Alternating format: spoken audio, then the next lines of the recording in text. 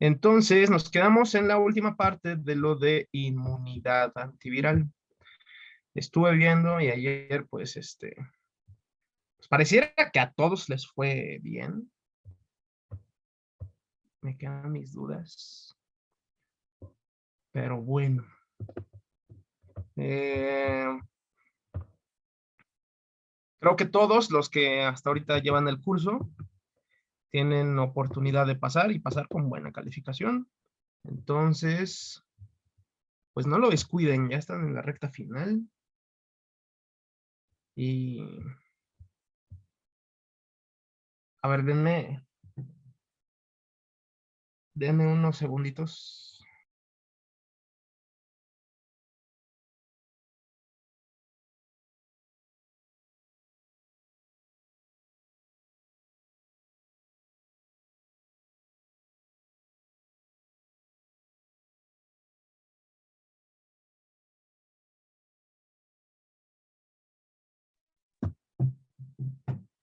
Bueno, listo.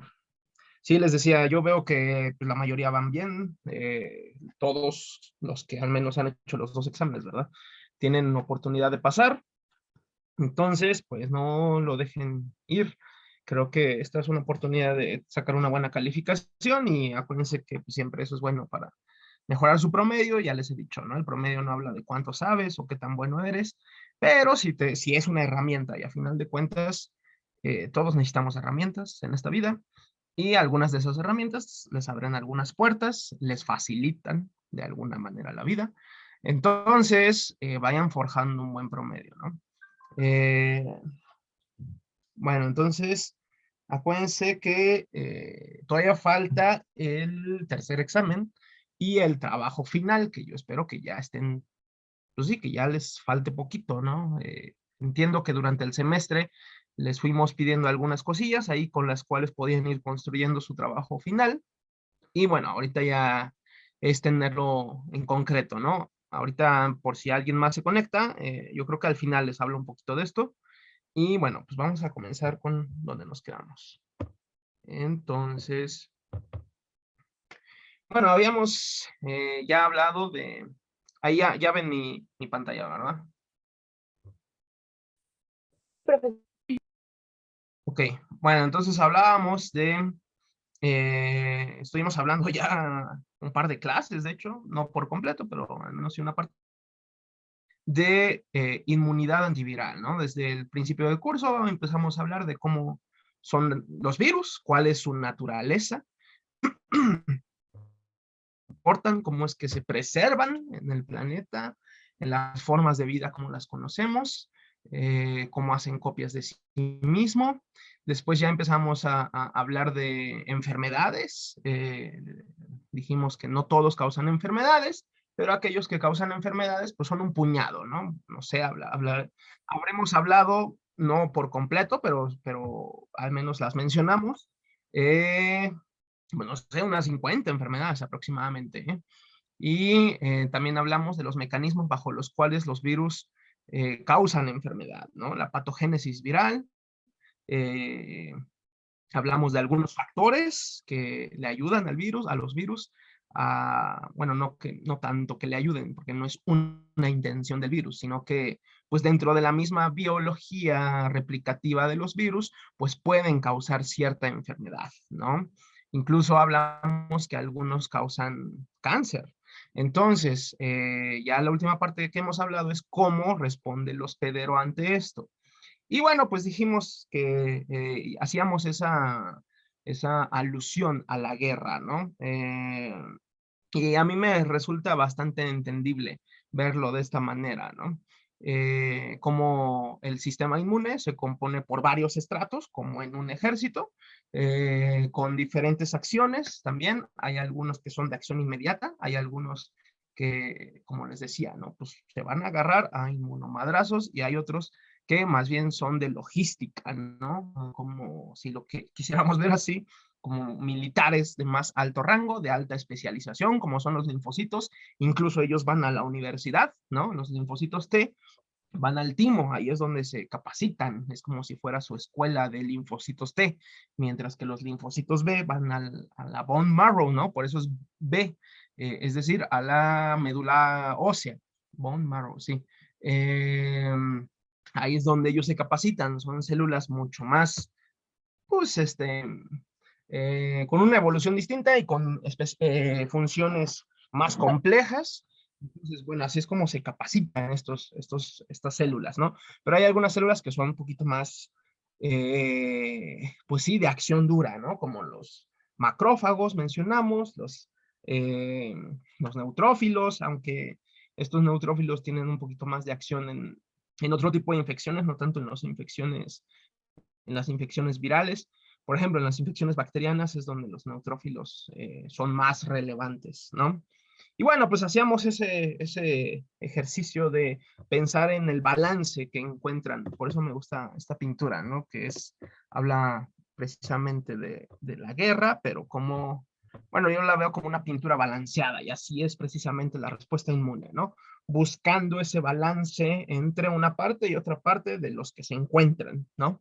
De manera que, pues, que no gane ni uno ni otro, que gane la evolución. Y gracias a eso es como, pues seguimos aquí, ¿no? O sea, desde que existimos como formas de vida, nos hemos enfrentado a ciertos tipos de virus y esos virus, pues, han coevolucionado con nosotros, ¿no? Entonces es una coevolución, algo que se equilibra y que sigue adelante, ¿no? Entonces, hablamos un poquito de las defensas innatas. Bueno, recordemos esta idea de yo contengo multitudes en la cual les decía eso, ¿no? Son ecosistemas que a final de cuentas pues nos componen a todos nosotros, somos comunidades de células, las comunidades de células que me habitan en el ojo son muy distintas a las comunidades de células que me habitan en el intestino, ¿no? Y no solo hablo de microbios, vaya, sino de mis propias células, ¿no?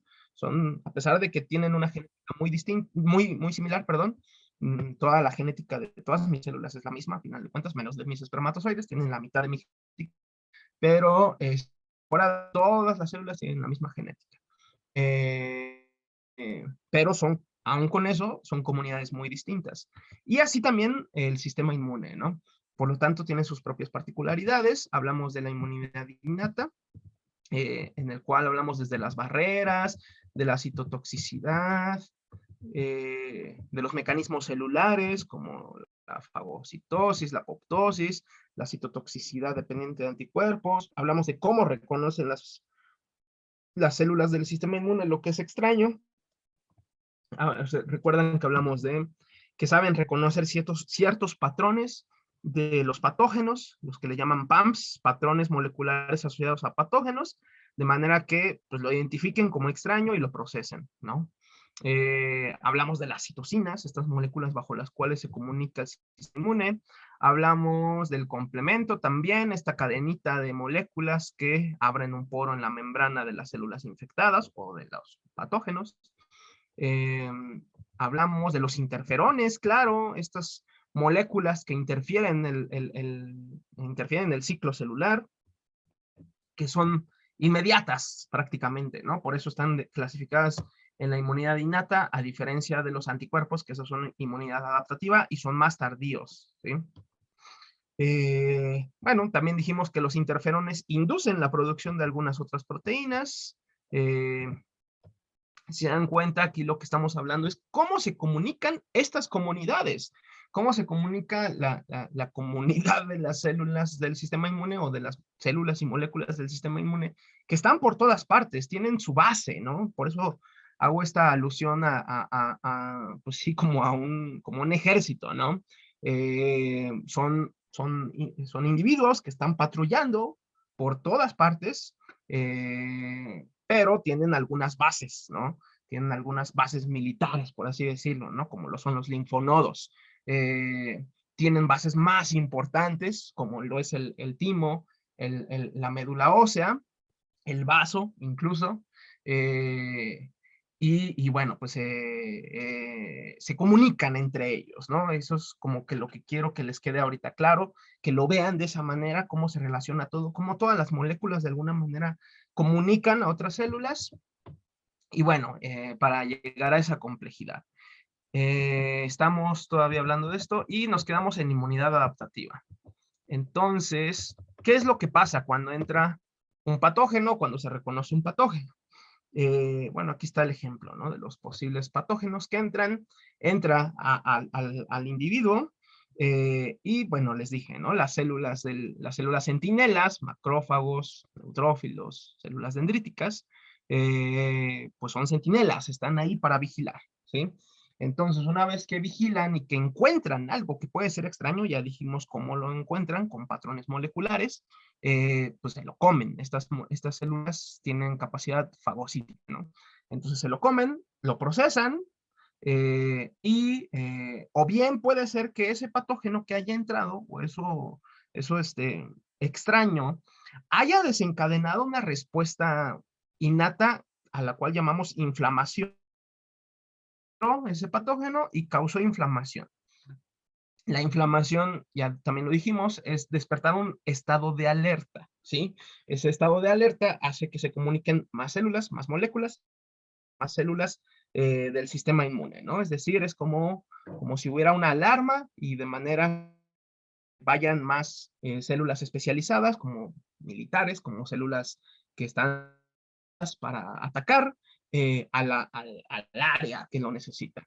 Una vez que ya están ahí, ya les dije, procesan ese microbio, ese patógeno, y de manera que lo puedan, eh, es que solo tengo, es que esta figurita era más de inmunidad innata. Aquí está, ¿no? Por ejemplo, esta sería una célula eh, centinela, en este caso es una célula dendrítica, que justamente está llegando aquí por la comunicación con las citocinas, ¿no? Es decir, aquí llegó un virus, causó cierta inflamación, se liberaron mediadores químicos, llega la célula dendrítica y empieza pues a comerse todo aquello que reconozca como extraño y después de eso va a presentarlo al linfoma, ¿no? A estas bases militares, bases inmunológicas, donde habitan los linfocitos, ¿sí? Ahí les presenta el antígeno. Esos linfocitos, ya también dijimos la semana pasada que los linfocitos T tienen la capacidad de codificar un receptor, los TCRs, específicos para cualquier antígeno que pueda existir en el mundo, basado en el lenguaje que conocemos de 20 aminoácidos, ¿sí? Es decir, puede hacer las combinaciones y de hecho las hace. 1000 combinaciones distintas, no, al 1000 millones de combinaciones distintas, bueno, no estoy exagerando, yo creo que sí llegará a millones de combinaciones distintas. Eso a mí, cuando lo leí por primera vez y cuando me lo explicaban por primera vez, no lo entendía, no me lo creía que fuera posible, pero bueno, una vez que lo va entendiendo más, dices, wow, esto es evolución en su máxima perfección, ¿no? Y resulta creíble porque pues no depende de un sistema mágico, místico, ¿no? Simplemente del sistema que ya conocemos, bajo el cual se construyen péptidos, se construyen proteínas, que es pues con este lenguaje de 20 aminoácidos. Entonces, sabiendo que la mayoría de los epítopos miden aproximadamente 10, 15 aminoácidos, pues hace combinaciones distintas de 10, 15 aminoácidos, o bueno, de receptores que detectan estos péptidos, de manera que hay un linfocito con un receptor específico para cualquier antígeno, de manera que está ahí pues esperando a ser activado. Entonces, una vez que llega a la célula con ese antígeno específico y que encuentra el linfocito, eso es lo complicado, no siempre lo encuentra, no siempre lo encuentra a tiempo, pero ahí anda el linfocito. O bien, si es una enferma, o si el animal o persona está enferma de su sistema inmune y por lo tanto sus linfocitos están bajos, están muertos, algunos de ellos, bueno, pues va a ser más difícil, ¿no? Pero bueno, una vez que lo encuentra, pues ya se despierta la respuesta a inmunidad adaptativa, ¿sí?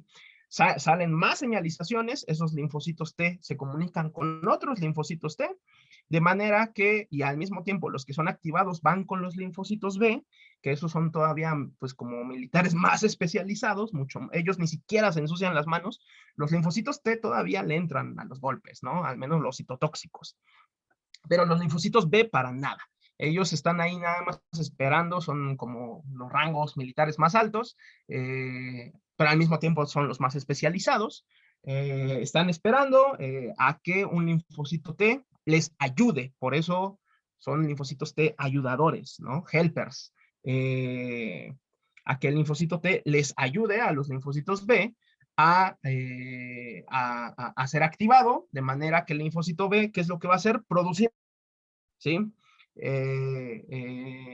Y esos anticuerpos, recordemos que son específicos contra ese antígeno. Entonces, esa es toda la cadenita que tienen que seguir para la inmunidad innata. Digo, adaptativa, perdón. Bueno, para la inmunidad por completo. Recordemos, bueno, les dije yo al principio de esta unidad, que no lo viéramos como dos, la innata y la adaptativa, ¿no? No, realmente todo está conectado, como en todo el universo, ¿no? Entonces, hay unas partes que, bueno, pues sí se reconocen como innata, aquello con lo que ya se nace, esto adaptativo, que es esto último que les estoy contando, en lo cual ya es específico, ¿no? Depende de una adaptación, ¿sí? Bueno, creo que esto ya lo habíamos visto. De hecho, creo que nos habíamos quedado en anticuerpos, ¿no? Ah, no, no es cierto. Apenas íbamos a empezar adaptativa. Híjole, bueno. Ya dijimos que es inducible, específica, que genera memoria y que hay tanto humoral como celular. Bueno, y también les había dicho que esta es una denominación un poquito antigua de cómo se determina lo humoral y lo celular, pero bueno, que todavía sigue vigente, ¿no? Para muchos autores, los estudiosos de la inmunología.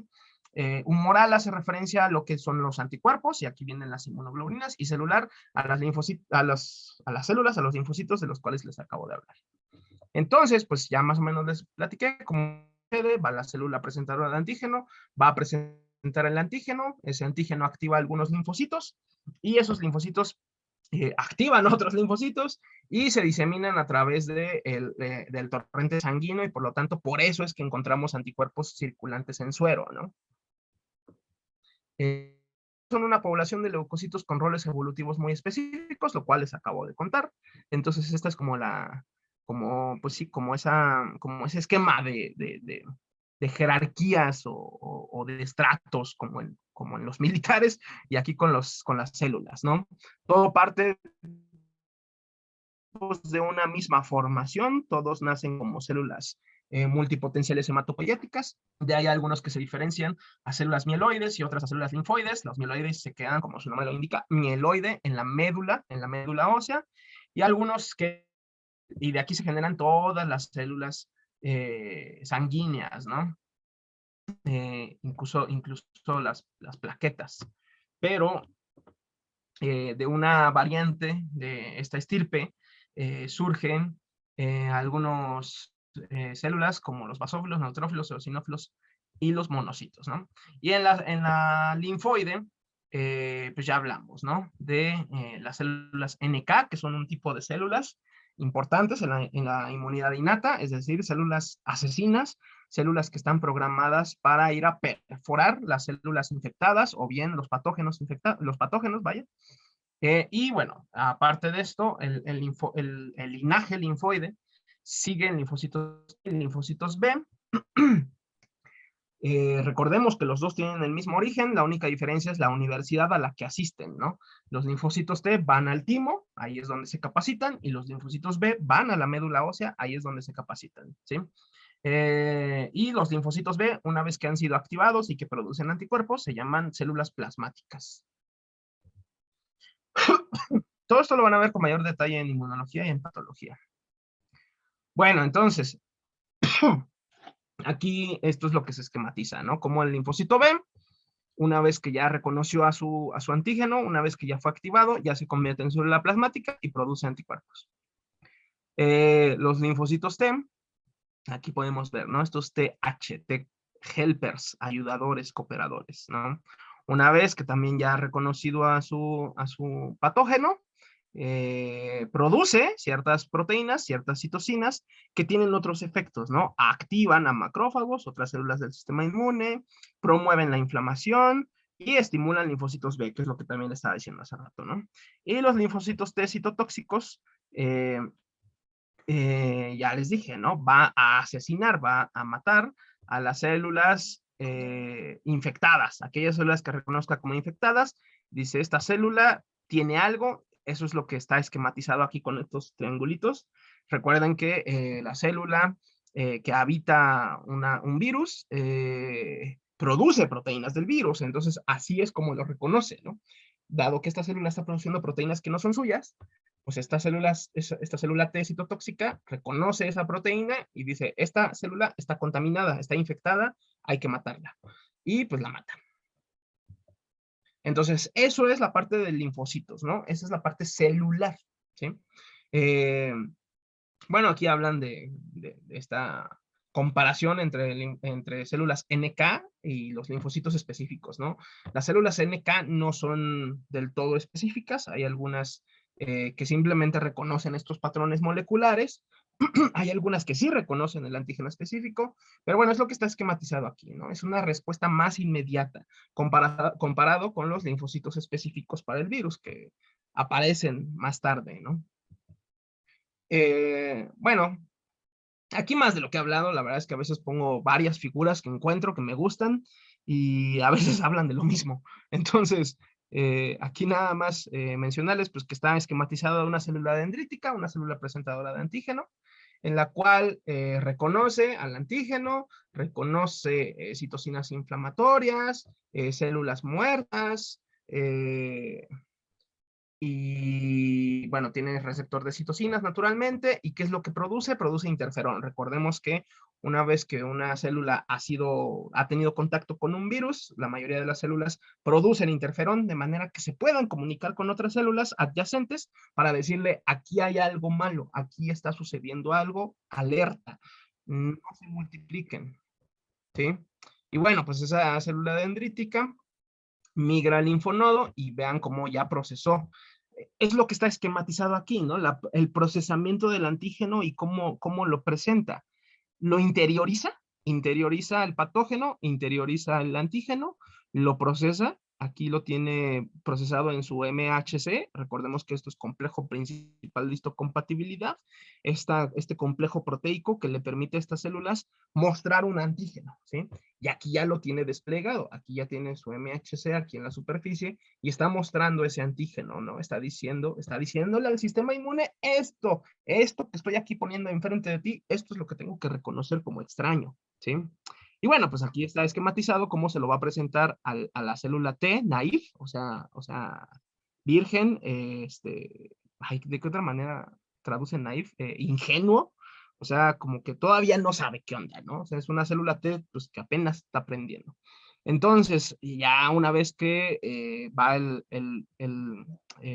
célula presentadora de antígeno y presenta el antígeno, ahora sí se activa la célula T, ¿no? El linfocito T, y obviamente siempre hay de por medio citocinas. Bueno, entonces, pues más esquemas de lo mismo, ¿no?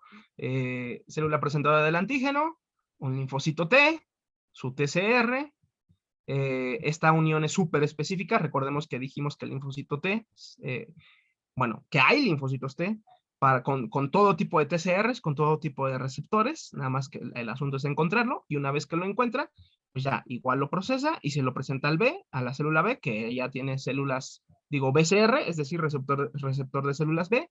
Hay citocinas de por medio, ¿para qué? Para que al final, el resultado final es que la célula B se convierta en célula plasmática y produzca anticuerpos. Ah, bueno, y aparte, aquí están estos que son células B de memoria, ¿no? Recordemos que este es uno de los puntos principales de la inmunidad específica. Genera memoria, ¿sí? Es decir, la próxima vez que me vuelva yo a enfrentar a ese antígeno, yo ya voy a tener una reserva de células con memoria, que es lo que está esquematizado aquí, ¿no? Hay algunas células B que se producen para generar memoria y que ahí se queden para cuando sea necesario. Bueno, pues aquí vemos este ejemplo de cómo la respuesta inmune puede tener etapas, ¿no? Le llaman respuesta primaria, respuesta secundaria, es decir, cómo responde al poco tiempo. En esto no me voy a profundizar mucho, les van a hablar de esto en inmunología. A ver, pareciera que sí me van a dar un grupo de inmunología, todavía no es nada seguro, entonces sí, pues ahí nos veremos algunos de nosotros, ¿no? Pero bueno, solo eso, ¿no? Mencionar que hay etapas de la respuesta inmune, ¿no? La activación de los linfocitos, triggers, eso es como dispara la proliferación masiva de células, ¿no? Entonces, una vez que han sido activados los linfocitos T bajo lo que hemos hablado en los últimos minutos, hay una proliferación masiva de estos, ¿sí? Por eso es que en infecciones de este tipo a veces tenemos agrandadas las anginas u otro tipo de linfonodos, ¿no? ¿Se acuerdan que en la exploración clínica básica tienen que revisar los linfonodos de los animales, ¿no? Les hablan ahí de varios linfonodos. ¿Por qué? Porque puede ser que aumenten de tamaño debido a que se activaron estos linfocitos y debido a que hay una infección activa, ¿sí? Entonces, y se están multiplicando de manera tremenda, de manera masiva. ¿Y dónde viven? ¿Dónde está su base militar? En los linfonodos. Entonces, una linfadenopatía o una linfadenomegalia, lo cual significa que es como, pues sí, el trastorno patológico de los linfonodos, y la linfadenomegalia, pues es meramente como el aumento de tamaño, significa que puede haber una infección activa, ¿no? Por eso es que se considera dentro de los, pues sí, de los puntos importantes para la exploración clínica, ¿no? Bueno, aquí está, ¿no? Linfadenopatía. Bueno, pues aquí está esquematizado pues, los vasos linfáticos y los linfonodos, ¿no?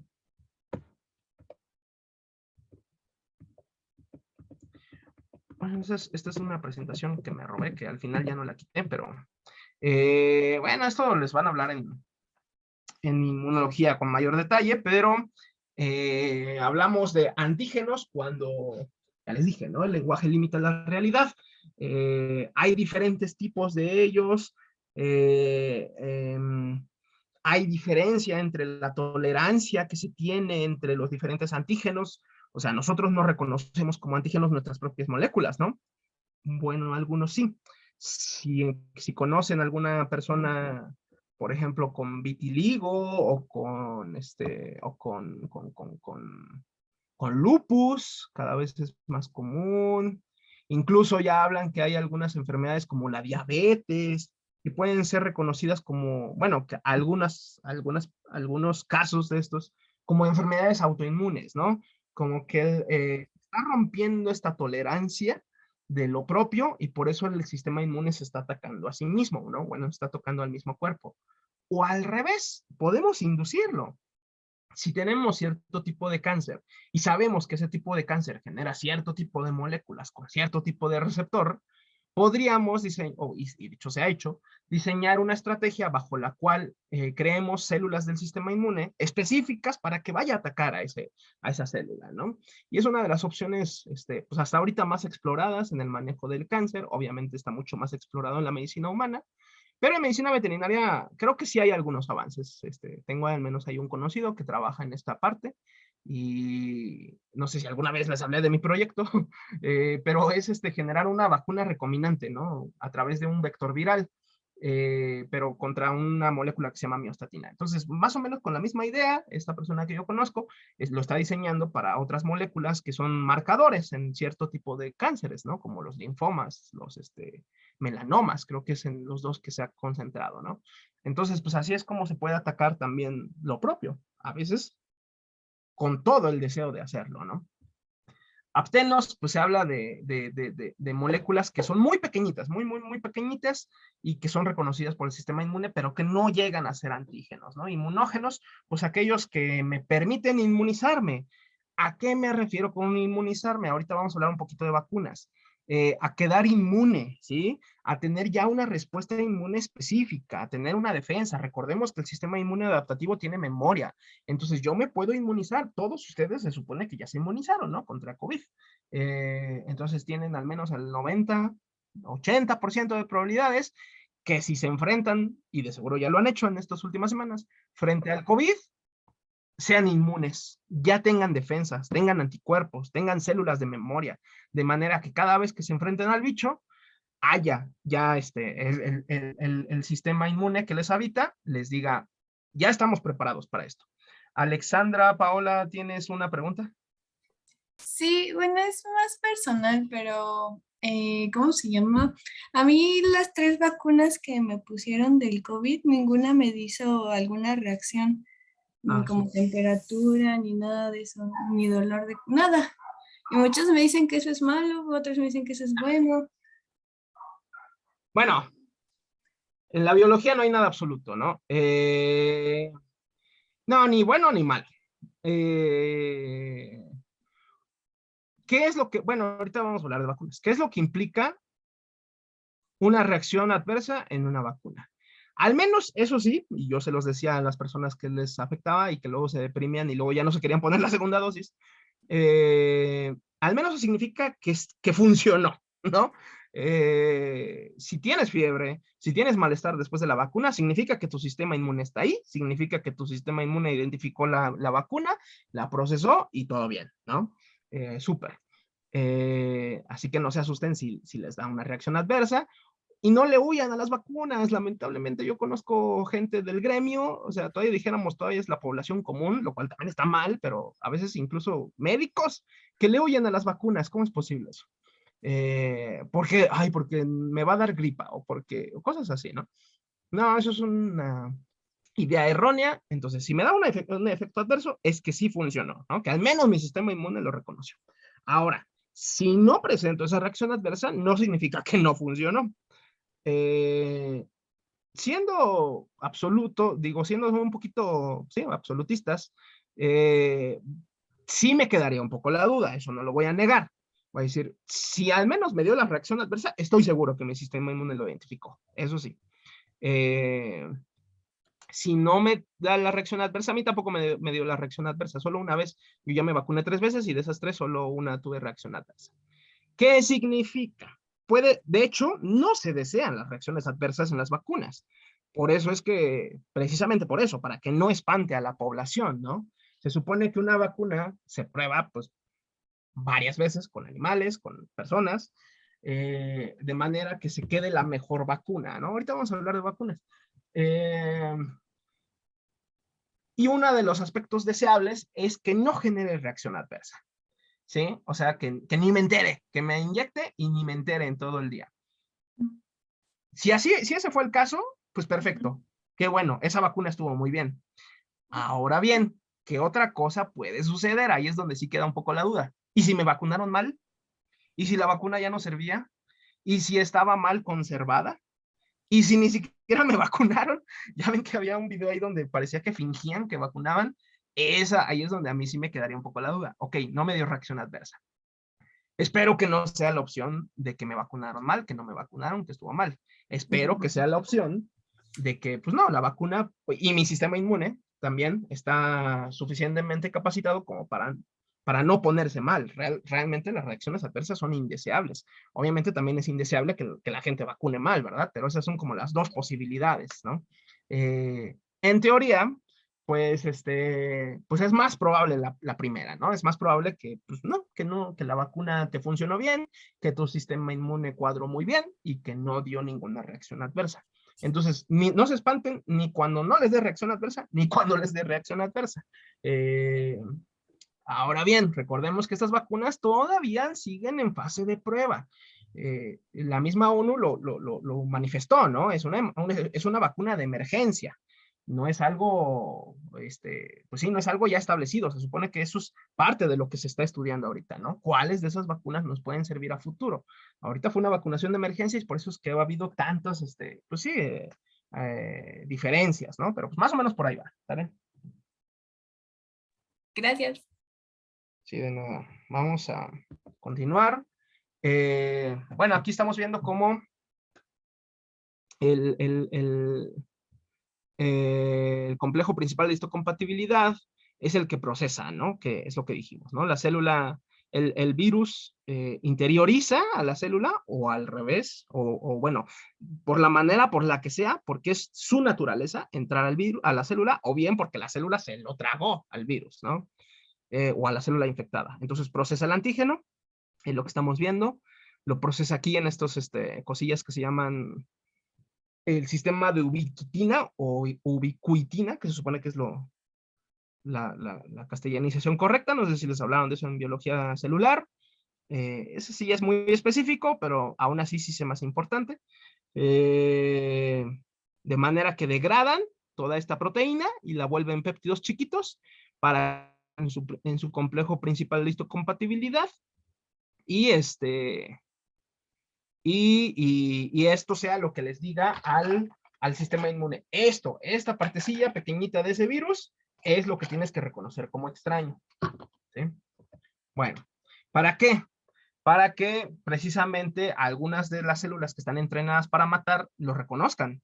Reconozcan aquellas células infectadas, lo que está esquematizándose aquí, estas células infectadas, lo están expresando en su complejo principal de histocompatibilidad, y la célula citotóxica va y va a perforar, va a poner, a incluir sus perforinas en la membrana de la célula infectada, obviamente, y bueno, con esas perforinas va a hacer hoyos en la pared de esa célula, de manera que, pues, ahí te ves célula infectada. Adiós, popó. Bueno, entonces, y así se muere, ¿no? La célula. Entonces, ya la última parte, efectores de la respuesta adaptativa, los anticuerpos. Recordemos todo lo que hemos hablado y todo lo que les he dicho. A veces digo lo mismo varias veces porque quiero que se les quede, quiero que lo procesen bien, ¿no? Entonces ya no voy a repetir todo el proceso desde que entra el virus hasta que llega al linfocito B, que dijimos que es como el estrato militar más alto, pero bueno, o sea, esa es una de las principales misiones del sistema inmune adaptativo, ¿no? Llegar al linfocito B de manera que se produzcan anticuerpos específicos, de manera que se produzcan una respuesta específica y que tenga memoria, ¿sí? Ay, perdón, es que mi compu luego como que se apaga. Bueno, entonces, ahí está, ya está fallando esta cochina. De aquí, ¿qué más tengo que rescatar? Bueno, nada más esta parte última, en la cual aquí está esquematizado la célula, la respuesta mediada por células, que es lo que les dije de los linfocitos T, y la respuesta humoral, que ya les dije que son los linfocitos B, los que producen los anticuerpos, y esos anticuerpos vean cómo están neutralizando a los virus, ¿sí? Bueno, ¿se acuerdan la última práctica que vieron en laboratorio de HI? En la cual se les dijo precisamente que ahí lo que están diluyendo son los anticuerpos, están titulando los anticuerpos, están evaluando los anticuerpos que sucedió después de una infección o después de una vacunación, de manera que quiero saber cuántos de estos anticuerpos hay. ¿Por qué quiero saberlos? Porque ¿y por qué sucede la inhibición de la hemaglutinación?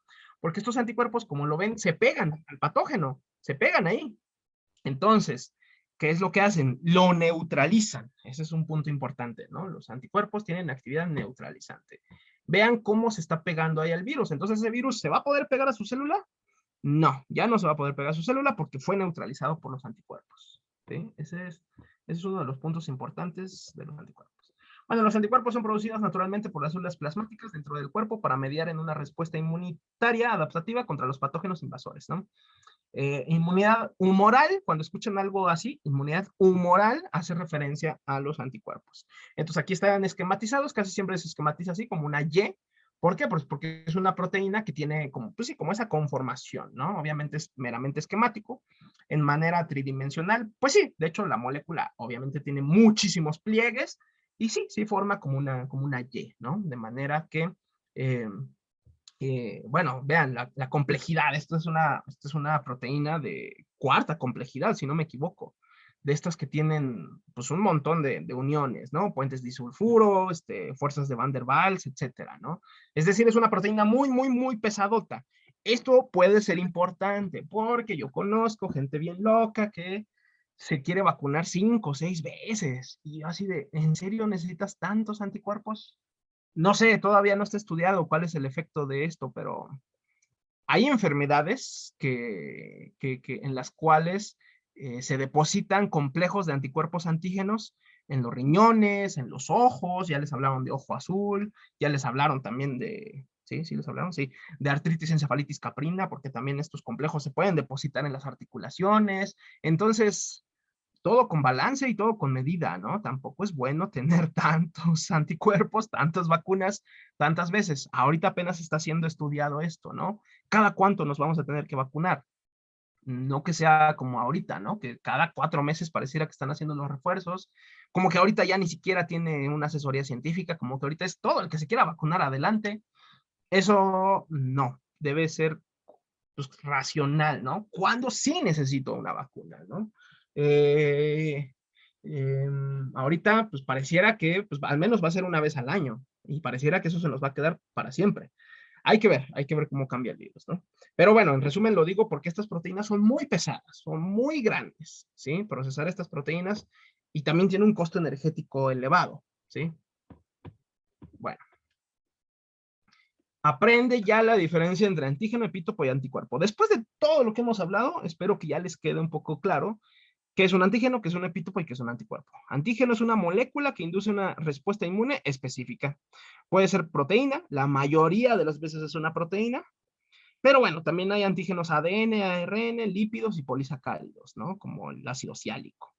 Pero la mayoría de las veces son proteínas, el 90 o 95% de las veces son proteínas. Epítopo, parte del antígeno al que se une el anticuerpo o receptor de células T, es decir, es la parte pequeñita del antígeno donde ahí se une el receptor de células T, ¿no? Anticuerpo, bueno, un anticuerpo monoclonal en este caso, bueno, recordemos que los anticuerpos son estas proteínas producidas por los linfocitos B, o más específicos células plasmáticas, que tienen una actividad específica contra cierto tipo de antígeno, y aquí dice, contra un solo epítopo es un anticuerpo monoclonal. El suero contiene una vasta colección de anticuerpos monoclonales. Bueno, cuando un suero contiene muchos anticuerpos monoclonales, se dice que es policlonal. Entonces, pues ahí está. Esta es la diferencia básica. Muy simple, la verdad. No esperaría que se confundieran con esto. Hay cosas más complejas con las cuales confundirse, como estas. Esto es lo que van a ver en inmunología. Diferentes tipos de anticuerpos, diferentes tipos de inmunoglobulinas. No me voy a profundizar con esto, nada más es como para que lo vean la variedad que hay. Las IgGs tienen cierta función, las IgMs tienen cierta función, las IgAs tienen cierta función. Ahorita nada más vamos a quedarnos con que son anticuerpos y que cada uno tienen funciones distintas. Esto lo ven con mayor detalle en inmunología. Bueno, los anticuerpos generan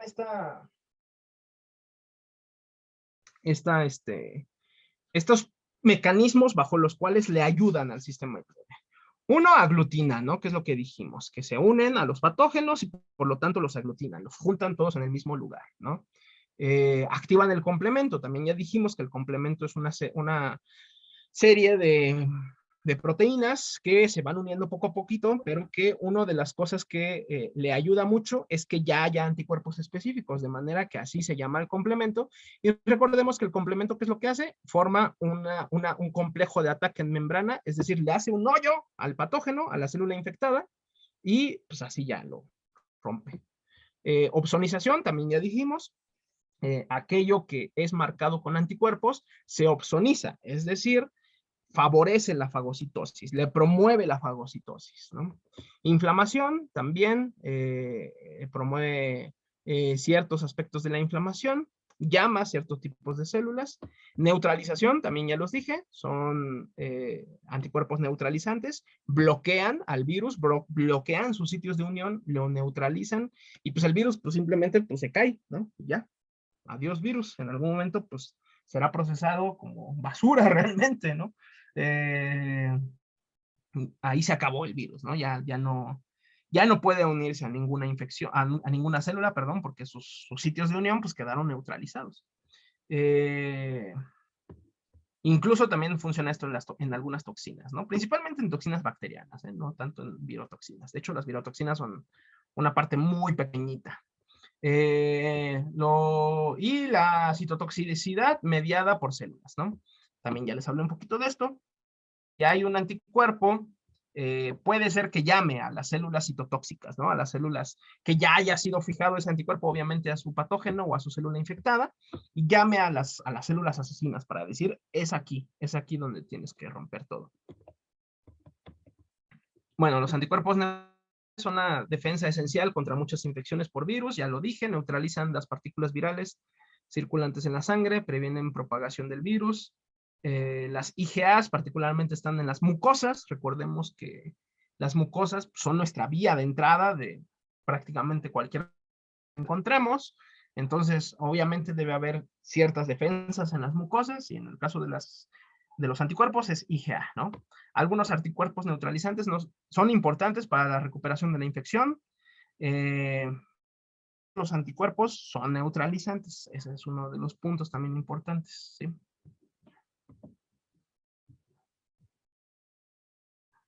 Bueno, pues más de lo mismo, les digo que a veces veo varias diapositivas y imágenes, se las pongo aquí, pero hablan de lo mismo. Los anticuerpos se unen a sus bueno, es lo que está esquematizado aquí, ¿no? Como los anticuerpos, al momento de unirse a los virus, le impiden al virus todo lo que sí podía hacer aquí, ¿no? Unirse, penetrar a la célula y liberar su genoma. Como ya está neutralizado, pues ya no puede entrar. Igual, esto también ya les hablé, la opsonización, es decir, promover la fagocitosis. Una vez que el patógeno está cubierto por estos anticuerpos, pues es fagocitado, ¿no? Se le facilita a los fagocitos encontrarlo. ¿Por qué? Porque ya está marcado. ¿Quién lo anticuerpos? Bueno, esto es de otro tipo de inflamación, no me voy a profundizar con esto. Y bueno, el mismo es que ya habíamos visto, ¿no? Donde se ven cómo se producen los anticuerpos a partir de los linfocitos B. La respuesta inmune adaptativa además genera memoria. Si el hospedero es infectado por el mismo virus, la respuesta será rápida y específica. Es decir, ya estará entrenado mi sistema inmune la próxima vez que me enfrente al virus bajo el cual ya tengo una memoria inmunológica. Las respuestas innatas no tienen memoria, es lo que ya les había dicho también, es algo meramente evolutivo. Es algo con lo que ya nazco, con lo que ya nacemos los animales, y son mecanismos pues, que están ahí, ¿no? La adaptativa no, la adaptativa la genero yo, yo como animal, vaya, la producen mis células, y es quedar hasta que me muera. Esa memoria no se la puedo, bueno, y menos yo, ¿verdad? Todavía una madre, pues sí podría transferirle un poquito de su inmunidad a su hijo a través de anticuerpos. Los anticuerpos se pueden transmitir a través, algunos de ellos, a través de la lactancia. Entonces, gracias, por eso es muy importante, es muy importante que los rumiantes en especial, por su tipo de placentación, reciban el calostro, ¿no? Porque ahí hay gran cantidad de anticuerpos que ya tiene la madre, pero es la única manera bajo la cual se los va a transferir. No se los puede transferir no, pues sí, por información genética. No, se los transfiere a través de la lactancia y no le van a durar para siempre, le van a durar unas semanas nada más, y después el becerro tiene que hacer sus propios anticuerpos, su propia respuesta inmune, sobrevivir por sí mismo. Y bueno, esta es la base del concepto vacunación, dado que si me enfrento a un patógeno y soy capaz de enfrentarlo y despertar una respuesta inmune específica, generar memoria, la próxima vez que me enfrente a ese patógeno, ya voy a tener un arma específica contra ese patógeno. Por eso existe el fenómeno vacunación. Es replicar ese modelo, ¿no? Me enfrento ante un virus que me inyectan, o ante un patógeno, o ante un antígeno, un inmunógeno. Mi sistema inmune se enfrenta a ese inmunógeno que naturalmente fue diseñado para no causarme una enfermedad severa, nada más para despertar la respuesta inmune, genera una respuesta inmune específica, y la próxima vez que me enfrente al patógeno, a lo mejor ahora sí el patógeno de veras, ya voy a tener una respuesta inmune específica, ¿sí? Entonces, por eso también hay refuerzos, bueno, estas células pues se mueren a final de cuentas, ¿no? Si no se encuentran a ese patógeno de manera recurrente, pues a lo mejor pues ya no van a ser necesarias. Entonces, por eso hay refuerzos, para que estas células pues se sigan activando y sigan estando presentes, ¿no? Células de memoria están en los ganglios linfáticos, no producen anticuerpos a menos que sea estimulado por los antígenos, ya lo dije, o sea, si se vuelve a estimular, ahora sí vuelve a producir anticuerpos, ¿no? Las células plasmáticas son de larga vida, que son de larga vida, están en la médula ósea, y también hay células T de memoria, ¿no? Entonces, genera memoria. Esa es la diferencia, una de las diferencias básicas con la inmunidad innata. Y bueno, pues es eso, ¿no? Como la negociación que hay entre las dos partes. Espérenme que no veo qué escribí aquí. En la inmunidad, como en muchos procesos evolutivos, importa demasiado el equilibrio, ¿no? Es decir, qué tanto cede el sistema inmune, qué tanto puede dar, ¿no? Por así decirlo, en negociar evolutivamente. Porque nosotros habitamos un montón de virus evolutivamente, ahí están. Coexistimos con él, y no virus, patógenos en general, ¿no? Entonces, si viviéramos en constante guerra, pues no estaríamos aquí, ¿verdad? Si todo el tiempo hubiera una respuesta inmune activa y todo el tiempo guerra, pues no, pues yo creo que nos desgastaríamos muy fácil, ¿no? Eso es a veces lo que les pasa a las personas con enfermedades autoinmunes. Y bueno, por eso es que a veces pues, no llegan a muy mayores, ¿no? El tiempo están en guerra, su cuerpo, y eso pues es muy desgastante, ¿no? El costo energético es muy elevado.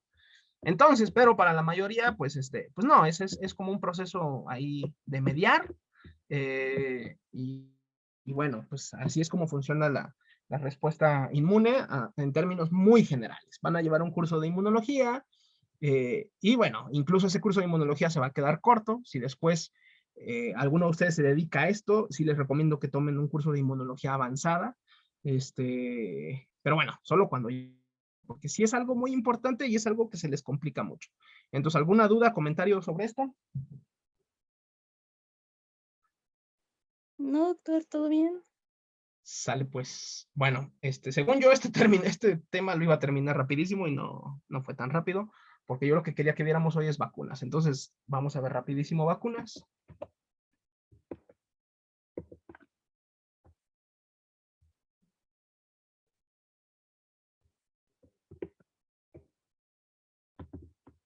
Gracias de nuevo pues sí, por conectarse, por venir. Yo sé que es día feriado, pero pues la verdad es que sí nos falta bastante por avanzar, y creo que con esto vamos a avanzar bastante, ¿eh? Gracias a usted, profe, también por levantarse temprano. Pues sí, ni modo, ¿no?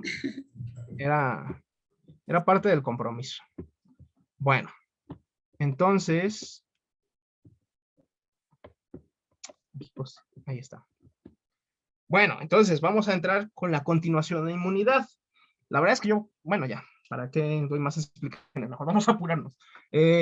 Vacunas. Ya que estábamos hablando de inmunidad, ahora vamos a hablar del fenómeno de la vacunación, ¿no? Ay, qué feo se ve esa foto. Como que al momento de hacerla grande se hizo muy fea. Pero bueno, esta es una foto de la campaña de vacunación de la viruela, la única enfermedad humana erradicada del planeta. Y bueno, pues vean el año, ¿no? 1967. Y bueno, pues justo es con esa idea con la que inicio aquí, ¿no? Las vacunas son la solución más práctica y efectiva para el manejo de las enfermedades virales. Incluso se han erradicado algunas. Y bueno, pues aquí está el ejemplo de la vacunación contra la viruela, otra foto de la misma persona, de la misma campaña, cómo hasta lugares recónditos llegó esta vacuna, ¿no? Y bueno, pues gracias a ello es la única enfermedad que ha sido erradicada del planeta. ¿Qué otras enfermedades han sido erradicadas del planeta? Pues ahorita se habla de peste bovina, también es una enfermedad pues, que ya no existe en el planeta, y ya, nada más. Pero recordemos cómo hay enfermedades erradicadas de ciertas regiones, ¿no? A ver, en México, ¿qué enfermedades se les ocurren que han sido erradicadas? En teoría, ¿verdad? ¿La polio, profe? La polio, bueno, ok, sí. De hecho está a punto de ser erradicada del mundo, pero sí, por favor.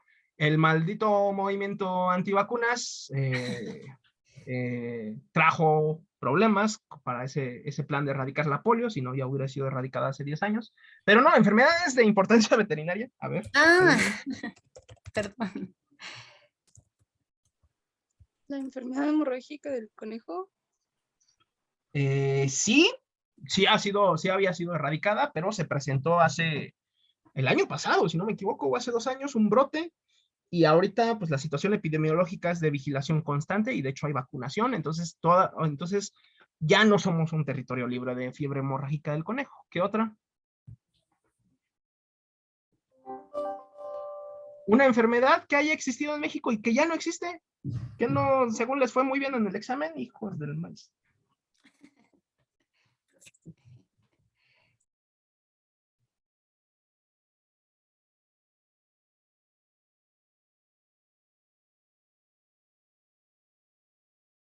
Ni una.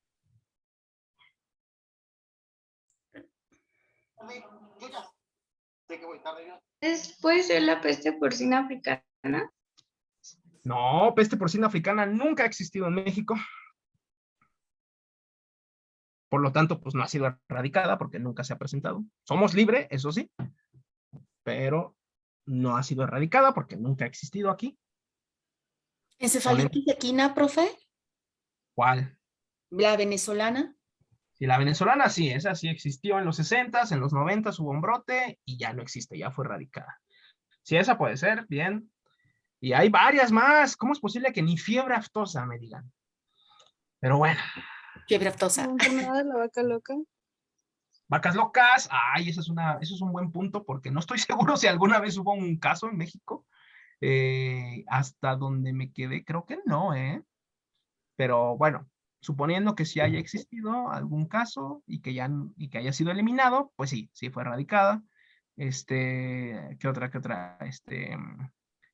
Peste porcina clásica, es así, existió muchos años en México, Auyeski, o sea, todas las enfermedades que les dijeron que ya somos libres, pero bueno, está bien. Bueno, entonces, ¿por qué se lograron erradicar? Porque había vacunas, ¿sí? Porque se diseñó la vacuna contra estas enfermedades, se vacunó al momento en que todos fuimos inmunes, o bueno, todos los animales fueron inmunes, y ya, adiós enfermedad. Solo algunas enfermedades pueden. Ay, qué feo contraste quedó aquí, pero bueno, realmente esto es lo menos importante. El contenido es todos los tipos de vacunas que hay, ¿no? Entonces, bueno, aquí resalto algunos puntos, ¿no? La inmunización puede ser activa. A ver, ¿sí? No me salté una... estoy bien sonso. Ay, perdón, ya me salí de la presentación. Es que primero era la otra diapositiva. No. Bueno, ya como sea. Eso me va a acabar mi batería. Denme un segundo.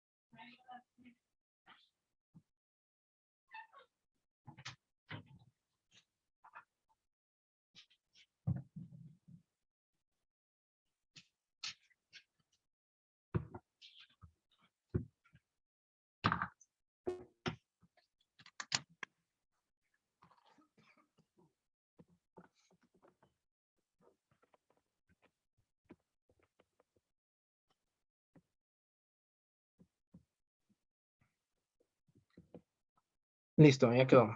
Bueno, ya para que le mueva la presentación, ya mejor vamos a continuar. Bueno, es que primero era esta.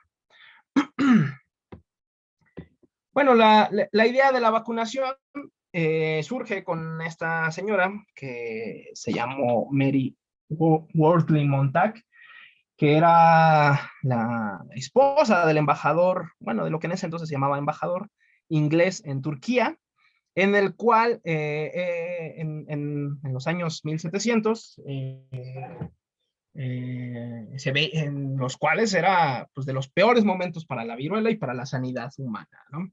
Sobre todo pues en países un poco más lejanos, un poco más de Oriente. Bueno, ahí está este discurso eurocentrista, ¿no? Que nada más por pensar en los europeos se piensa que eran más avanzados, pero no, para nada. En Asia es donde se descubre la práctica de la variolización, en la cual descubren que si toman las costras de aquellos enfermos con la viruela, y se maceran y se inoculan en los niños, muchos se curaban, pero también había algunos que se morían, ¿no? O sea, no era un método completamente certero, pero bueno, si tenía 70, 80% de efectividad, pues por eso era una práctica recurrente, ¿no?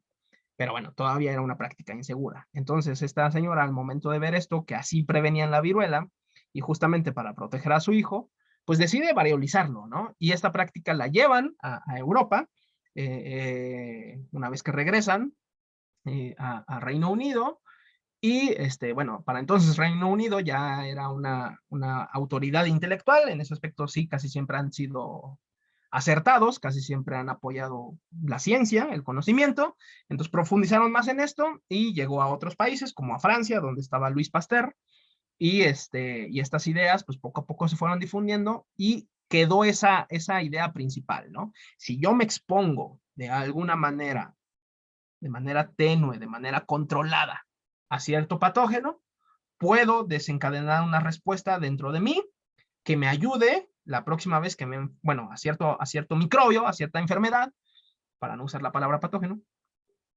que es más moderna, la próxima vez que me enfrente a esa enfermedad, que me encuentre con ese microbio, esa enfermedad, ya voy a tener defensas en mi cuerpo, ¿no? Entonces, pues así es como surge el fenómeno de la vacunación, ¿no? Y bueno, pues, ¿qué es lo que está escrito aquí, no? Después de un encuentro inicial con un patógeno, se establecen células inmunitarias de memoria. Hoy día, ya con estos términos que hoy conocemos, la reexposición al mismo patógeno despierta estas células de memoria para controlar la infección y prevenir enfermedades. Ese era el principio de la variolización, nada más que pues ahora con términos modernos, ¿no? El objetivo de la vacunación es desencadenar una respuesta inmunitaria más rápidamente y con menos daño que una infección natural, ¿sí? Es decir, que no me tenga que enfermar por completo, ¿no? Que sea que sea una infección o que sea algo controlado, por así decirlo, ¿no? Que sea rápido y con menor daño, ¿sí? Bueno. Para entonces el mundo era un caos de viruela, ¿eh? Había viruela por todas partes, había libros de viruela por todas partes, estudios. Avicena, si no me equivoco, era un médico, ¿cómo se llama? Musulmán, de la Edad Media, que ya había hecho algunos estudios sobre esto, ya había hecho, creo, una aproximación a la variolización, pero bueno, la inmunización puede ser activa. El huésped genera su propia respuesta a una preparación viral, o pasiva. Los componentes de la respuesta inmunitaria se obtienen de un donante o donantes apropiados y se inyectan directamente al paciente. Aquí, ¿qué es lo que les dice? ¿Cómo puede ser la inmunización? Existe el término activo y pasivo. En general, el activo, la inmunidad activa, es que tú le inoculas el virus al individuo y que el individuo desarrolle su respuesta inmune, ¿sí? Eso es activo. Y la inmunidad pasiva es, yo ya le doy peladito y a la boca prácticamente, ¿no? Es decir, los anticuerpos ya hechos. ¿Cómo se hace eso? Hoy día ya hay anticuerpos liofilizados, ya hay anticuerpos que vienen en un frasquito, ¿no? Hay sueros hiperinmunes, ¿no? Hay sueros ofídicos, por ejemplo, ¿no? Para la toxina ofídica, el veneno de las serpientes, vaya. Y para otros tipos de toxinas, ¿no? Incluso para la toxina tetánica. Es decir, anticuerpos ya listos para eso, ¿no? Esa es una industria muy importante, una industria de mucho dinero. Pero bueno, esa es la diferencia entre inmunidad activa e inmunidad pasiva, ¿no? Activa, que este individuo, que este animal, desarrolle su propia respuesta inmune, y la inmunidad pasiva, yo ya le paso los anticuerpos. ¿De qué otra manera hay inmunidad pasiva? Ya lo dije, la madre que amamanta a sus crías le está pasando pasivamente anticuerpos a su cría. Para ser efectiva, una vacuna debe inducir inmunidad protectora en una fracción de la población que sea suficiente para impedir la transmisión de persona a persona. Un concepto llamado inmunidad colectiva o inmunidad de rebaño, ¿no? Entonces, pues eso es lo que hemos visto este último año, precisamente, o estos últimos meses, que ya estamos viendo que la vacunación contra COVID ha sido efectiva. Los niveles de enfermedad han bajado drásticamente. Pareciera que ya todos tenemos inmunidad, pareciera que todos tenemos esta inmunidad protectora de la población. Bueno, no todos, pero gran parte de la población. Y esto impide la transmisión de persona a persona. Nos tardó 1 año y medio y 2 años prácticamente en consolidarse. Pero bueno, mucho mejor a los 10 años que le tomó en la peste bubónica, ¿no? Entonces, o en otras enfermedades, ¿no? Y las consecuencias, pues sí, fueron algunos mayores, ¿verdad? Sí, en todas las familias, o bueno, casi en todas, hubo pérdidas, pero pues después de 2 años de balance, pues aquí seguimos, ¿no? Entonces, las vacunas funcionan. Y cuando hablemos de epidemiología, vamos a hablar de otras medidas, como la cuarentena. Bueno, entonces, todo esto nace por Edward Jenner, que retoma las ideas de Lady Montagu, y en 1796, Edward Jenner es un inglés, hace las primeras prácticas de vacunación, ¿no? Después, Louis Pasteur, en Francia, como 80 años después, 70 años después, 1796. Sí, Louis Pasteur nace como en 1820 y algo. Y pues ya trabaja como por 1850 y algo. Pues ya toma estas ideas y hace varias inmunizaciones contra varias enfermedades, contra la pastorela de los pollos, el carbunco, el Bacillus anthracis, la rabia, etcétera, ¿no? Incluso contra la pebrina, enfermedades del vino, enfermedades de los viñedos, vaya. Bueno, no, de hecho del vino, porque ya es el vino, ¿no? O sea, en las barricas. Y enfermedades de los gusanos de seda, etcétera, ¿no? Entonces, basado en esto, pues ya se va formando el concepto vacuna, ¿no? Que es aquello que transporta microorganismos completos o algunas de sus proteínas o toxinas que ayudan a entrenar al sistema inmune para que produzca anticuerpos que le permitan reconocer y atacar al antígeno más fácilmente, ¿sí? Entonces, eso es una vacuna. Carga con ya sea el virus completo o una parte del virus para que entrene al sistema inmune, para que produzca una respuesta específica basada principalmente en anticuerpos que le permitan reconocer al antígeno la próxima vez que se enfrente o la vez que se enfrente ahora sí el antígeno de a de veras, ¿no? Y bueno, pues está este asunto que surge en los 90s de lo antivacunas, ¿no? ¿Cómo nace todo esto? En el 98, si no me equivoco, se publica un artículo en la revista Lancet. La revista Lancet es una de las revistas más importantes del planeta, las revistas científicas más importantes del planeta, casi al nivel de Nature y de Science, si no es que al mismo nivel. O si no es que más, porque Lancet tiene muchos más años que Nature o Science, ¿no? Lancet es de la Royal Society, entonces es una revista muy importante, es increíble. O sea, ahora que me puse a leer sobre esto, dije, ¿cómo pasó eso? Porque es una revista importantísima. O sea, a veces es un relajo publicar en revistas científicas y me sorprende que esa publicación pues haya pasado ahí a Lancet, ¿no? Pero bueno, en el 98, les digo, surge esta publicación en la cual relacionan la vacuna de sarampión con el autismo. Según este investigador que se llamaba Wakefield, una cosa así. De hecho, aquí está, ¿no? Sí, aquí está. Andrew Wakefield. Publica ese artículo en el cual relaciona casos de autismo con la vacuna contra sarampión. Y así estuvo muchos años, muchos años. Pero obviamente esto, pues, llamó la atención, ¿no? Tanto de la población en general, porque decía, o sea, no manches, o sea, si vacuno a los niños, ¿se van a hacer autistas? Y sobre todo en los años en que el autismo era un estigma, hoy día creo que hemos aprendido más de esto. Todavía nos falta mucho por aprender, pero ya no es un estigma tan fuerte como lo era hace 20 años. Y bueno, pues la gente empezó con estas campañas antivacunas. Pero también llamó la atención de la comunidad científica. Entonces hubo científicos que quisieron replicar los resultados de este señor y resultó que era un fraude, que no era cierto. Y con los años se dio cuenta el planeta de que este desgraciado tenía un interés comercial, porque después Él produjo una vacuna contra el sarampión que dijo que era mejor y que esa no generaba autismo. Entonces, era evidente que lo hacía por intereses propios. Pero yo creo que es de los peores científicos, que podemos ponerlo entre comillas, que ha existido en el planeta, porque ha dejado un daño tremendo, tremendo para la humanidad. Hoy día, a pesar de que ya sabemos que era un fraude, a pesar de que le quitaron el grado de doctor, a pesar de que lo exiliaron de la comunidad científica y de todas las universidades, a pesar de que hoy día es un apestado, es un funado, a pesar de todo eso, el movimiento antivacunas sigue activo. ¿Sí? Entonces, es de las personas que más daño le han hecho a la humanidad en los últimos años, ¿no? Entonces, por eso existe este movimiento antivacunas, ¿no? A pesar de que ya se ha comprobado que era un fraude, sigue existiendo. ¿Por qué? Porque no nos gusta leer, porque la población general a veces se va con los encabezados de las publicaciones, ¿no?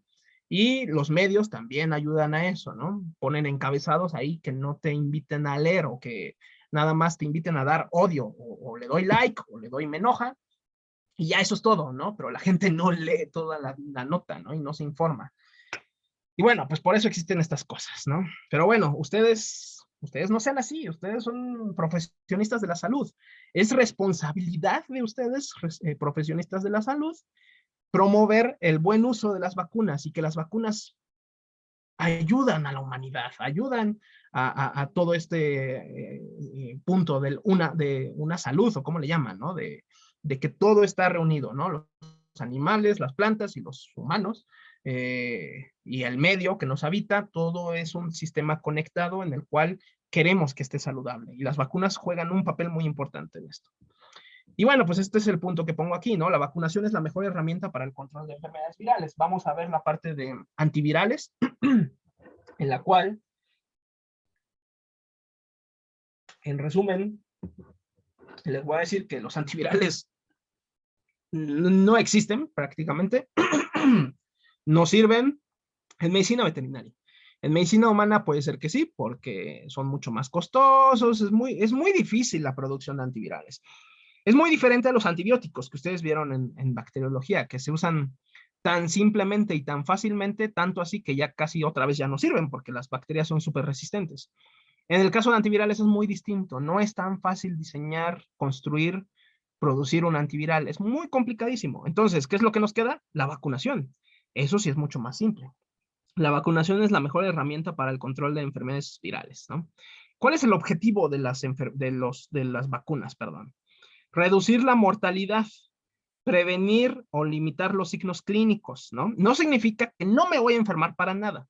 Puede ser que me enferme, ahora que ya estoy vacunado de COVID, puede ser que me infecte, puede ser que me enferme, pero ya no me voy a morir, o al menos mis posibilidades se reducen muchísimo a comparación de cuando era enero 2021, ¿no? Que fue el peor momento de la pandemia, cuando todavía no había suficientes vacunas, no había vacunación y que el pico se fue elevadísimo, ¿no? Teníamos, creo que hubo un momento en que era casi estado de guerra, ¿no? O sea, creo que hubo unos días de 3,000 muertos diarios, ¿no? Pues ¿por qué? Porque no estábamos protegidos. Pero bueno, ahora que estamos vacunados, la mortalidad ha reducido mucho. Sigue habiendo enfermos, sigue habiendo infectados, claro, pero ya no con las consecuencias a comparación de si no tuviéramos vacuna, ¿no? Y reduce la mortalidad, naturalmente. Elimina y reduce las pérdidas económicas por la enfermedad. Es más, les aseguro que entre todos ustedes, incluyéndome a mí y a Paula, todos, seguramente en este último mes, alguno se habrá infectado de COVID y ni nos enteramos, ¿no? Del SARS-CoV-2, mejor dicho. De toda nuestra población, ¿no? Ahora imagínense toda la escuela. Seguramente ya habrá varios infectados, pero no nos hemos enterado. ¿Por qué? Porque ya estamos vacunados. Entonces no pasa nada, ¿no? Ya veremos qué sucede en el futuro. Puede ser que surja una nueva variante, puede ser que, no sé. Pero hasta ahorita, ahí va el control de la enfermedad con la vacuna. Puede reducir, reduce pérdidas económicas, obviamente, reduce la excreción del patógeno por el animal infectado, reduce el riesgo de diseminación, es decir, si me infecto, no voy a liberar tanto virus como a comparación de si no estuviera vacunado, ¿no? Ayuda a prevenir y reducir que los infectados se vuelvan crónicos, evitar reservorios y portadores, ¿no? Es decir, pues me ayuda mucho, ¿no? Les digo, como profesionistas de la salud, ustedes tienen que ser defensores, y no es por dogma, o sea, no es que los quiera dogmatizar, porque a veces también eso sucede en la educación, ¿no? Defiende a capa y espada las vacunas. No, o sea, también hay que ver los diferentes diseños de las vacunas, ¿no? La racionalización de la vacuna. ¿Para qué me sirve esta vacuna? Esta vacuna me sirve a mi población, por ejemplo, la vacuna de RNA, la vacuna de Pfizer, que todo el mundo quería la vacuna de Pfizer, ¿no? Y que si no era la de Pfizer, no se iban a poner otra vacuna. Cuando realmente no soy un país preparado para tener vacunas de Pfizer. Las vacunas de Pfizer se tienen la de Pfizer y la de Moderna, las vacunas de RNA, se tienen que manejar a menos 70 grados centígrados. Para eso necesito ultracongeladores especiales, necesito contenedores especiales, y pues aquí la verdad es que no los hay, o no hay suficientes. Entonces, ¿para qué voy a poner una vacuna para la cual no tengo la tecnología? ¿No? A pesar de que a lo mejor sea una vacuna y que de hecho ha demostrado ser de las mejores vacunas, no me puedo dar el lujo de producir esa vacuna aquí. ¿Cuál es la vacuna que sí se empezó a producir? La Sputnik. Esa vacuna, la tecnología de esa vacuna es mucho más simple. Esa tecnología sí la tenemos en México, sí tenemos bastante, o sea, gran parte de los laboratorios, incluso de la universidad o laboratorios no tan tecnificados, pueden producir este tipo de vacunas. Bueno, pues ahí sí ya puedo defender hasta cierto punto esa vacuna, ¿no? Ahora se ha hablado de la vacuna patria, que pues yo creo ya va a salir ya cuando se haya acabado todo, pero esa era una vacuna todavía, pues no sé si mejor, pero al menos con una idea, con una buena idea, ¿no? Con una buena idea para los pobres. Producirla en embrión de pollo, ya lo han visto, ¿no? El embrión de pollo es una producción masiva, es una buena producción de virus, ¿no? Y es económico, es simple, es seguro hasta cierto punto. Entonces, sí se trata de que defendamos las vacunas, pero también de manera racional, ¿no? Y bueno, pues aquí hay un esquema, ¿no? De las consecuencias de la falta de vacunación. Recordemos que a las comunidades prehispánicas fueron atacadas de muchas maneras, de manera ideológica, de manera violenta, de manera sanguinaria, pero también de manera biológica, ¿no? O sea, con enfermedades que se trajeron de Europa, aunque también se habla de que hay enfermedades que se llevaron de aquí para Europa, ¿no? Se hipotetiza que la sífilis también pudo haber surgido así, ¿no? Nada que sea ideal existe. Entonces, ¿qué es lo que debería tener una vacuna ideal? La vacuna ideal no existe, así de simple, ¿no? Nada de lo que pensemos idealistamente, de manera idealista, existe. Pero bueno, ¿qué es lo que debería tener en caso de que exista? ¿O qué factores debo, a ver cuántos cubre mi vacuna? Segura, que sea segura, que no revierta la virulencia, es decir, que el virus, si es un virus activo o atenuado, no revierta la virulencia, es decir, que no vuelva a ser este patógeno. Eso es lo que pasa, por ejemplo, con PIRS, que sí se han visto, todavía no hay un buen diseño de vacunas, porque se ha visto que las vacunas que funcionan revierten la virulencia, vuelven a ser patógenos.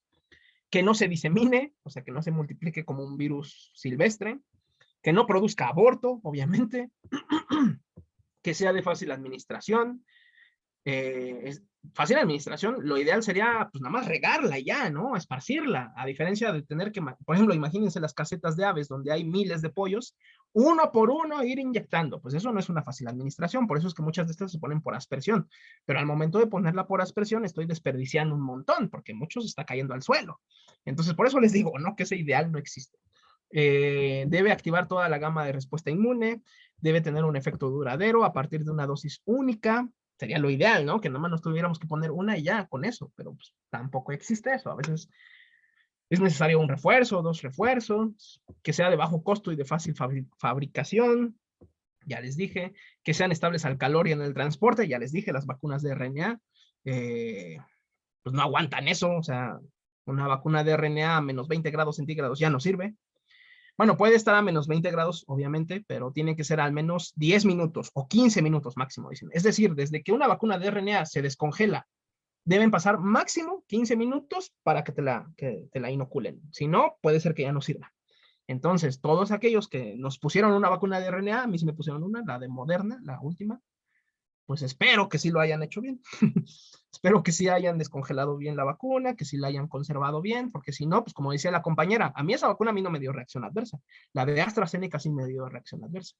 La de Moderna, no. Y sí me quedó esa duda, dije, Y si más bien es porque la vacuna fue mal descongelada, fue mal conservada, fue mal transportada, bueno, pues esperemos que no haya sido así. A veces, pues, es lo que queda, ¿no? Nada más tener fe. Bueno, no sí puedo hacer algo, claro. Medirme mis anticuerpos, ustedes ya saben cómo se hace, ¿no? Con inhibición de la hemaglutinación, por ejemplo. A lo mejor con este virus tendría que ser distinto, a lo mejor tendría que ser una ELISA. Me puedo tomar una muestra de sangre, llevarla al laboratorio, si tengo la prueba montada, veo cuántos anticuerpos tengo contra esa vacuna, si tengo, contra ese patógeno, perdón. Si tengo anticuerpos, bueno, ya me quedo con más tranquilidad, digo, bueno, pareciera que la vacuna sí sirvió, pero vean todo lo que hay que hacer para saber que las vacunas sí sirvió. Es complicado, ¿no? Y costoso. Diferenciar entre anticuerpos vacunales y anticuerpos producidos por la enfermedad. Eso es una parte también complicada. Si yo veo que el animal tiene anticuerpos, a ver qué técnica conocen ustedes que detecte anticuerpos.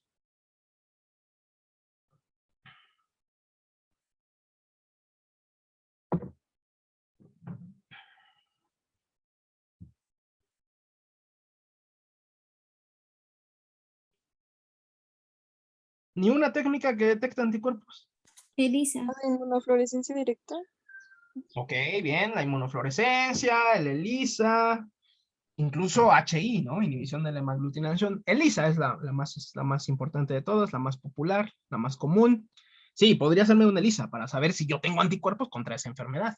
Pero bueno, pues puede ser complicado, ¿no? Depende, si lo tengo en el laboratorio, si tengo el tiempo y el recurso, bueno, pues adelante. Incluso los laboratorios creo que ya te ofrecen esa prueba, ¿no? De anticuerpos. Ahora bien, diferenciar entre anticuerpos vacunales y anticuerpos producidos de la enfermedad puede ser complicado. Si tengo anticuerpos, ¿es porque estoy vacunado? ¿Es porque estuve enfermo? A veces es complicado saberlo. Solo algunas enfermedades se han diseñado de manera, o algunas vacunas o pruebas se han diseñado de manera que puedan diferenciar esto. Pero bueno, pues no con todos, ¿no? ¿Qué es lo que tiene una vacuna? Tiene adyuvantes, conservantes, antibióticos, estabilizador y el antígeno, ¿no? Bueno, lo más importante es el antígeno, es decir, la parte del virus que yo quiero que despierte la respuesta inmune, ¿sí? Después de eso se habla del estabilizador, que es lo que mantiene la efectividad de la vacuna durante su almacenamiento. Tiene un adyuvante que potencia la acción del antígeno para generar la protección. Este adyuvante casi siempre son aceites de alto peso molecular. ¿Qué es lo que hace? Llama la atención del sistema de la respuesta inmune innata. Es decir, hace ¿cómo decirlo? Micelios de moléculas muy grandes. Es que hay otra palabra, ¿no? Sí, es micelios, pero hay otra palabra. Se me olvidó. De estas cosas que forman los lípidos, que son como burbujas y que no son burbujas, realmente son micelios, son estructuras como burbujas en la cual rodean algo, ¿no? Estoy seguro que hay otro término. El jabón hace esto, ¿no? El jabón hace micelios, pero hay otro término. Es que no quiero que se confundan con los micelios de los hongos, pero bueno. Igual ni habían pensado en los micelios de los hongos y ahorita que se los dije ya se van a empezar a confundir, pero no. Bueno, el chiste es que esto es lo que permite que sea reconocido por el sistema inmune innato, ¿sí? Es lo que le permite que sean moléculas grandes, que identifique el sistema inmune innato. Recuerden que para llegar al sistema inmune adaptativo tengo que pasar primero por el sistema inmune innato. Tengo que ser procesado por las células centinelas, por las células presentadoras de antígeno. Entonces, para eso tiene que ser un antígeno pesadote, un antígeno grande, un antígeno que reconozca el sistema inmune. A eso le ayuda el adyuvante. Antibiótico, perdón, muchos de estos productos pues, se producen en cultivos celulares, en embrión de pollo, etcétera. Entonces, tienen antibiótico, entonces muchos de estos conservan esas trazas de antibióticos. Conservantes, y bueno, pues previenen la contaminación de bacterias y hongos. Pero obviamente lo más importante es el antígeno y el adyuvante, ¿sí? De todos modos van a hablar de esto en inmunología. Entonces aquí está esquematizado en las fases de la producción de vacunas, ¿no? No voy a profundizar mucho en esto, nada más que vean, ¿no? Cómo así y esto de manera muy rápida. Cómo en el laboratorio primero se averigua cuál es el posible antígeno que voy a utilizar, Se prueban modelos animales, se prueba, ya después hay fases clínicas en diferentes individuos.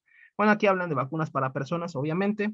Para entonces ya pasaron aquí 24 meses, ¿no? O sea, 2 años. Obviamente con esta vacuna de COVID, incluso la OMS lo dijo así, era un estado de emergencia, por lo tanto se tuvo que hacer mucho más rápido todo, y por lo tanto seguimos en fases de evaluación de la vacuna, ¿eh? Apenas está terminando la pandemia, ahora se volvió una endemia, ¿no? La parte pandémica del SARS-CoV-2, y ahorita justo pues se está haciendo esa evaluación, ¿no? Ahorita es un buen momento para evaluar a los diferentes países cómo actuaron frente a la pandemia, ¿sí? Se está acabando la pandemia, más no se está acabando el virus. Ahora es una endemia, ahora es un virus endémico, ahora es algo que habita entre nosotros, ¿sí? Que tenemos que aprender a vivir con él. Pero pareciera que ya no es un problema grave, ¿no? Y la fase de la comercialización, pues ya tuvieron que pasar pues, 48 meses, un buen, ¿no? Bueno, aquí hay algunas vacunas que han sido desarrolladas a lo largo de los años.